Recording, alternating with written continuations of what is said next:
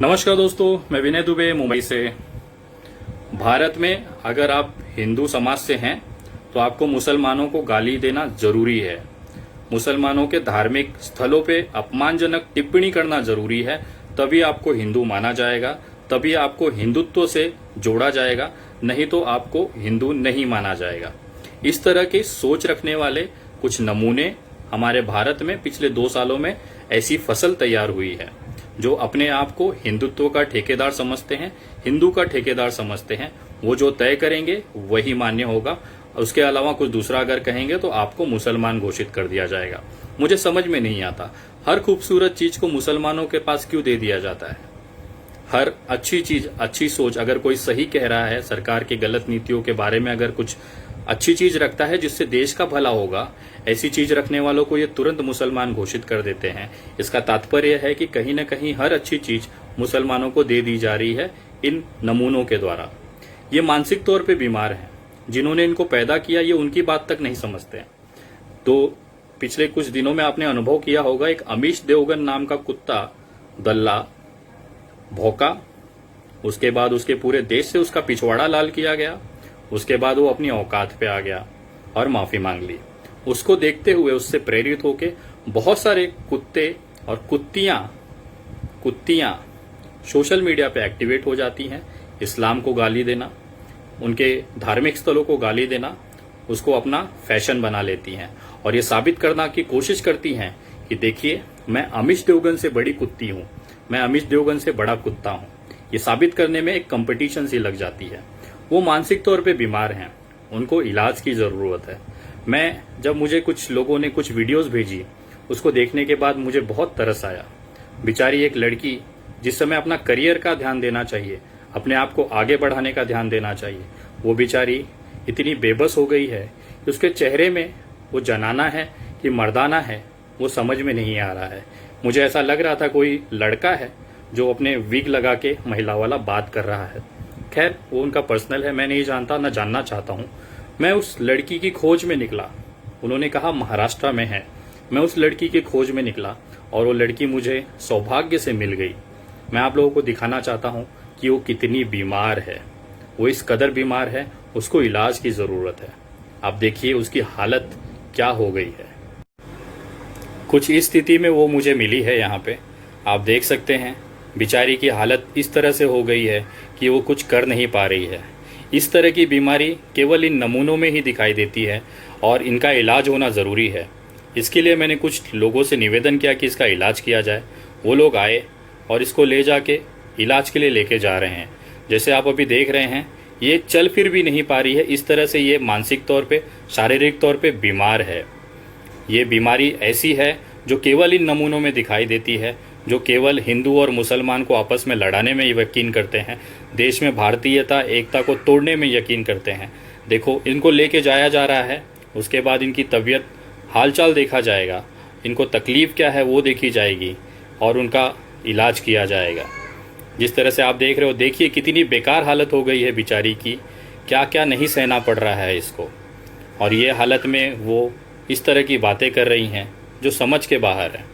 मैं इस टीम का धन्यवाद करता हूं जो इसका, बेचारी का इलाज कर रहे हैं। और हमें कभी भी एक चीज़ ध्यान रखना है, हमें बीमारी से लड़ना है, बीमार से नहीं। इस बीमारी को हमें ख़त्म करना है। बीमार व्यक्ति के प्रति हमारा हमेशा से प्रेम व्यवहार होना चाहिए। इसका इलाज ज़रूरी है, इस तरह से इसका इलाज ज़रूरी है ताकि समाज में और गंदगी फैलने से रोका जा सके। ये अपनी बीमारियां दूसरों को दे रही हैं, उसको रोका जा सके। और ये हम सब की जिम्मेदारी है। अगर आपके आस पड़ोस में अगर कोई ऐसा व्यक्ति आपको दिखता है तो तुरंत उसका इलाज करने की व्यवस्था करें। इस कदर ये बीमार हैं बेचारी। ये एक सांकेतिक वीडियो था और मैं आपको यकीन दिलाता हूँ कि इस बीमारी का, जो महिला जो बीमार है, उसका इलाज कानूनी तरीके से भारत के अंदर, महाराष्ट्र के अंदर उसकी व्यवस्था की जा रही है ताकि ये बीमार को ठीक किया जा सके। मुझे समझ में नहीं आता, ये जिसके नाम पे ये सारी चीजें करते हैं वो खुद इनकी बातों को नहीं मानता है। ये जिस नरेंद्र मोदी जी का उदाहरण देते हैं कि मुसलमानों को देश में नहीं चाहिए, हिंदुत्व सबसे ऊपर होना चाहिए, ये बात लेके ये लड़ते हैं। और उनके ही जो प्रेरणादायक हैं मोदी जी, वो खुद मस्जिदों में जाके सजदे करते हैं। कैसे करते हैं? ऐसे।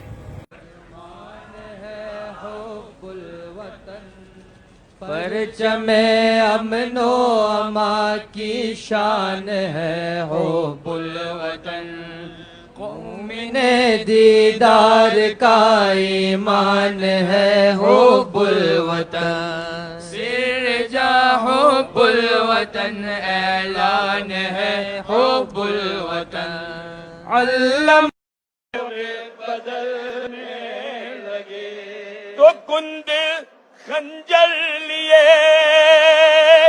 देखो शिमर आगे बढ़ा।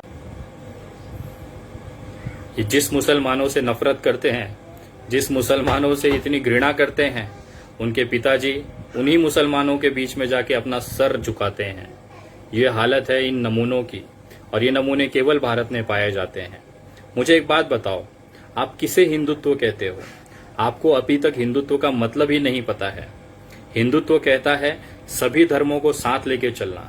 सभी धर्मों का मतलब उसमें इस्लाम और मुसलमान भी आता है, और बिना मुसलमान के ये हिंदू राष्ट्र हो ही नहीं सकता है। जितने लोग ये कहते हैं भारत को हिंदू राष्ट्र बनाना है, मैं कहता हूं भाई, भारत ऑलरेडी हिंदू राष्ट्र है। इसे घोषणा करने की कोई जरूरत नहीं है, और ये चीजें मैं नहीं कह रहा हूं। और बिना मुसलमान के हिंदू राष्ट्र बन भी नहीं सकता है। ये खुद आरएसएस के प्रमुख मोहन भागवत कह रहे हैं। आप उनकी भी बात नहीं मानते हैं। सुनिए मोहन भागवत जी क्या कह रहे हैं। संघ का काम इस बंधुभाव के लिए है, और इस बंधुभाव के लिए एक ही आधार है, विविधता में एकता। वो विचार देने वाली हमारी चलती आई हुई विचारधारा है, उसको दुनिया हिंदुत्व कहती है। इसलिए हम कहते हैं कि हमारा हिंदू राष्ट्र है। हिंदू राष्ट्र है इसका मतलब इसमें मुसलमान नहीं चाहिए, ऐसा बिल्कुल नहीं होता। जिस दिन ये कहा जाएगा कि हाँ मुसलमान नहीं चाहिए, उस दिन वो हिंदुत्व नहीं रहेगा।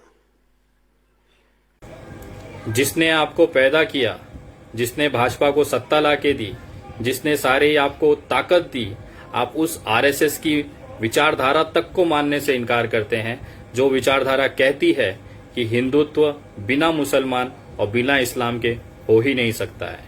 चलो मैं समझता हूं आरएसएस की, भागवत जी की बात आपको समझ में नहीं आएगी, लेकिन आप अपने भगवान की तो बात सुनोगे।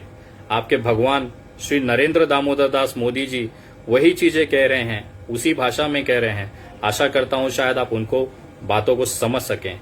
सुनिए मोदी जी क्या कह रहे हैं हिंदुत्व के बारे में। हिंदुत्व ये, मैं बताता हूं हिंदुत्व क्या है। हिंदुत्व ये कहता है सर्वधर्म समभाव। इस देश में कौन है जो इसका विरोध करेगा? हिंदुत्व कहता है एकम सत विप्राह बहुधा वदंती। सत्य एक है, अलग अलग लोग उसको अलग अलग रूप से कहते हैं। चाहे वो कुरान को मानते होंगे, गीता को मानते होंगे, महाभारत को मानते होंगे, रामायण को मानते होंगे। किसको इसका विरोध है? अगर कोई हिंदुत्व कहता है सर्वे अपि सुखिनः सन्तु सर्वे सन्तु निरामया सर्वे भद्राणि पश्यन्तु मा कश्चित् दुर्भाग्य होवे, सबको सुख हो, सबको अच्छा आरोग्य हो, सबको शिक्षा दीक्षा हो, ये हिंदुत्व कहता है कोई इस देश में जो इसका विरोध करे? अब अगर यही चीजें मैं कहूं कि इस देश में मुसलमान और इस्लाम हमेशा था, हमेशा है और हमेशा आगे रहेगा, क्योंकि बिना मुसलमान बिना इस्लाम के हिंदुत्व हो ही नहीं सकता है। अगर मैं इस चीज को कहूंगा तो आप मुझे देशद्रोही, गद्दार, मुसलमान कह दोगे, और वही चीज अगर नरेंद्र मोदी जी कहें, मोहन भागवत जी कहें, तो उनके लिए आपके मुंह में एक शब्द नहीं निकलता है। ये आपके मुंह पे करारा तमाचा देके जा रहा हूं। आप लोग जिस आइडियोलॉजी को मानते हो, आप उनके खुद के नहीं हुए। जिस बाप ने आपको पैदा किया, जिस भाजपा ने आपको पैदा किया, जिस आरएसएस ने आपको पैदा किया, आप उनके तक नहीं हो। वो जिस चीजों को मानते हैं आप उसके एकदम विपरीत जा रहे हो। आप किसी के नहीं हो, आप न धर्म के हो, ना आप हिंदुत्व के हो, ना आप इस देश के हो। आप केवल मुसलमानों की बर्बादी के लिए काम कर रहे हो, और मैं आपको लिख के दे सकता हूं, आप एड़ी चोटी का जोड़ लगा लो, आपसे कुछ नहीं उखड़ सकता। ये देश का संविधान, इस देश का सेक्युलरिज्म हमेशा रहेगा। तुम्हारे बाप में, तुम्हारे दादाओं में अगर औकात है तो इसे बदल के दिखा दें। आपके पास सत्ता है, आपके पास बहुमत है, उसके बाद भी आप इस पे 1% भी अगर आप बदल लिए तो मैं आपको मान जाऊंगा और आपकी विचारधारा से जुड़ जाऊंगा। क्योंकि कोई भी संविधान, कोई भी हिंदुत्व ये नहीं कहता है कि कोई भी धर्म अलग है। सभी धर्मों का सम्मान है, और मेरा हिंदू धर्म कहता है अपने धर्म का अभिमान करो और दूसरे धर्म को सम्मान करो। ये असली हिंदू और हिंदुत्व है। और अगर मैं भारतीय जनता पार्टी का विरोध करता हूं तो कुछ अभी दल्ले आ जाएंगे, कहेंगे तू हिंदू विरोधी है। तो उनके लिए भी एक छोटा सा जाते जाते देना चाहता हूं। तुम्हारे मुंह पे फिर से एक तमाचा मार रहा हूं। भाजपा का विरोध करना मतलब हिंदुत्व का, हिंदू का विरोधी नहीं होता है। ये मैं नहीं कह रहा हूं, ये जोशी जी कह रहे हैं आरएसएस के।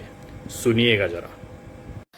भैयाजी जोशी ने हिंदू समुदाय को लेकर भी बड़ा बयान दिया है। रविवार को उन्होंने कहा कि हिंदू समुदाय का मतलब बीजेपी नहीं है।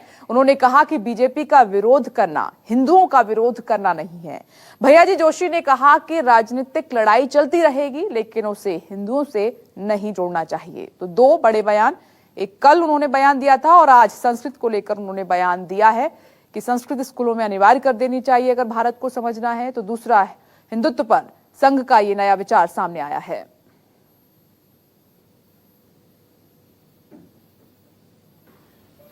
Hindu have become enemy of Hindu community, मतलब बीजेपी। हिंदू कम्युनिटी मतलब बीजेपी नहीं है, इसको पहले हम ध्यान दें। भाजपा का विरोध करने मतलब हिंदू का विरोध है, ऐसा नहीं मानना चाहिए। तो राजनीतिक लड़ाई चलती रहती है, उसको इसके साथ जोड़ के नहीं देखना चाहिए। यही हकीकत है, यही मेरा भारत है। ईश्वर अल्लाह एक है। ये भारत हमेशा से सेक्युलर रहा है और हमेशा रहेगा। जिस भारतीय जनता पार्टी, जिस नरेंद्र मोदी की आप लोग बात करते हो, उदाहरण देते हो, उनको बोलो पहले भारतीय जनता पार्टी का जो संविधान है उसमें से सेक्युलर शब्द निकाल लें, उसके बाद देश का संविधान बदल लेना। पहले अपने पार्टी की जो कॉन्स्टिट्यूशन है, जो संविधान है, उसे बदल के दिखाएं, एक उदाहरण प्रस्तुत करें और खुल के कहे अगर इस देश में आपको मुसलमान नहीं चाहिए तो आपके पास सत्ता है, आपके पास बहुमत है, अब किसका इंतजार कर रहे हो? आप लोग कहें, खुल के कहें कि इस देश में मुसलमान नहीं चाहिए। इस देश की जनता तय कर लेगी, ये देश की जनता समझ लेगी कि आप लोगों का क्या करना है। बाकी आपकी मर्जी है। मैं जानता हूं ये वीडियो के बाद बहुत सारे कुत्ते और वो कुत्तियां भौंकना शुरू करेंगी, कोई फर्क नहीं पड़ता है। आप लोग इसी तरह से चिल्लाते रहो, पिछवाड़े में पेट्रोल डालते रहूंगा। जय हिंद, जय महाराष्ट्र।